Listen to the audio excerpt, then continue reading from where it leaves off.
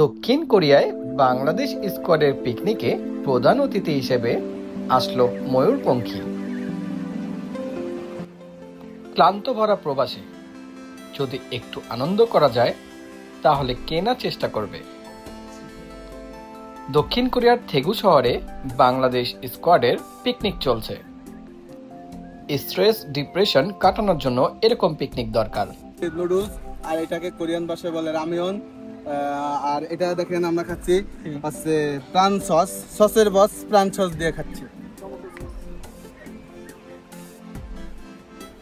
পিকনিকে উপস্থিত ছিল আহ্বায়ক রনি তালুকদার, থেগু স্কোয়াডের সহসভাপতি রাকিব হাসান, বাংলাদেশ স্কোয়াডের সহপ্রতিষ্ঠাতা ফিরোজ হাওলাদার এবং বাংলাদেশ স্কোয়াডের প্রতিষ্ঠাতা ফাহাদ হোসেন। সব একটু তাকাই,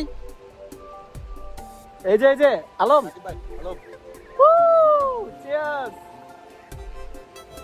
ফিরোজ ভাইয়ের রান্না করা নুডলস ছিল অতুলনীয়।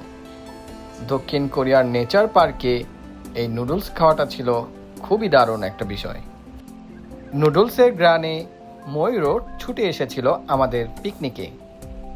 ময়ূর দেখতে দেখতে আমরা যে কখন নুডলস শেষ করে ফেললাম তা খেয়ালই করিনি। এখানে আমাদের পার্টি হচ্ছে,